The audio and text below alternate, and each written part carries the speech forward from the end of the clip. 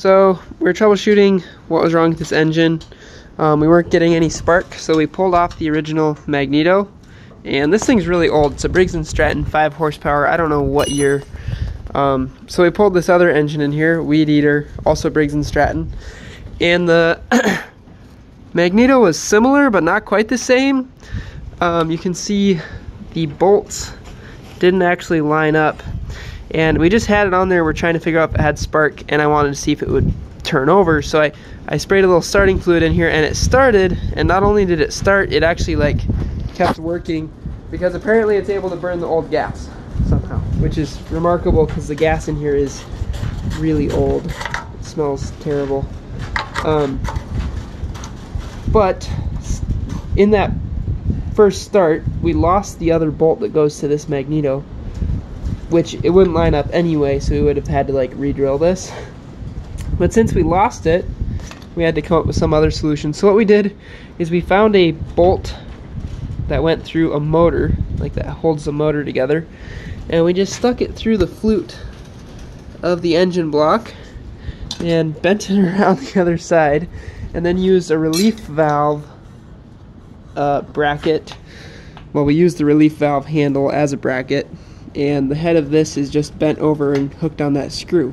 So it seems like it's gonna work to keep it in place, but not exactly a normal way of doing things. So I have no idea how old the gas is in this thing, but I got it, I don't know, about a year ago, maybe more, and it had gas in it. I don't think it had been run for like 10 years. We had to replace the magneto in order to get it to work, but it's running on that old gas.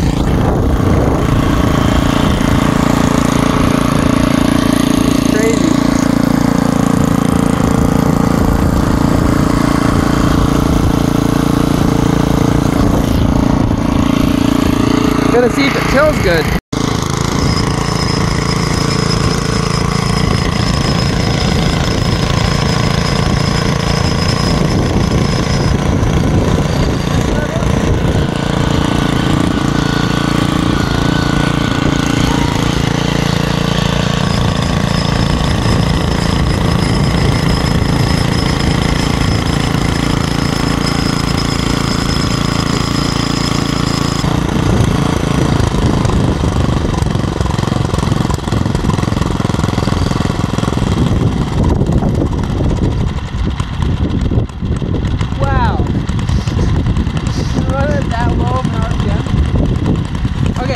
Turn this thing off, it's got like a really mechanical, boring switch, which I'll show you right here. This little tab just says stop on it, and what you do is you push it forward, it runs into the spark plug top and grounds the spark. But it's literally just a little tab on the engine shroud. You can push it forward or backwards. So earlier it was not running at that low of an RPM, but somehow it's actually able to run at that low of an RPM now. I'm just really impressed and surprised. We did add oil to the chain spot right here. It's got belts that run over to this big pulley to give it more leverage, I guess. And then there's a chain drive in there that actually comes down. I don't know if it's leaking oil. Doesn't seem like it is. I wonder if it'll start back up for us. I can't believe that it can run at that low of an RPM though. Let's try.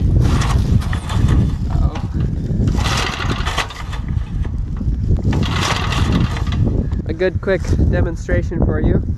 We're hopefully going to plant some garlic here in the next little bit, but we've got a lot of tilling to do before this is all dirt. No, just kidding. We're only going to do like one swath in here.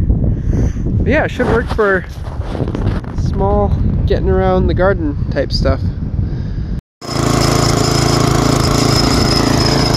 We got it started again.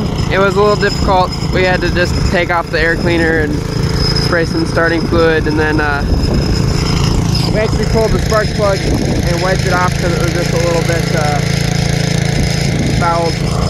But once we get some new gas in there, it should be pretty good. So we were trying to figure out how it can possibly have two directions, you know? So when you squeeze this one, it goes forward. And when you squeeze this one, it goes backwards. So we were trying to figure out how that could be possible. Turns out there's actually two shafts coming out of the engine. So one shaft runs the main one, and then it's spinning a gear. It must have a gear spinning the opposite direction in order to get the reverse.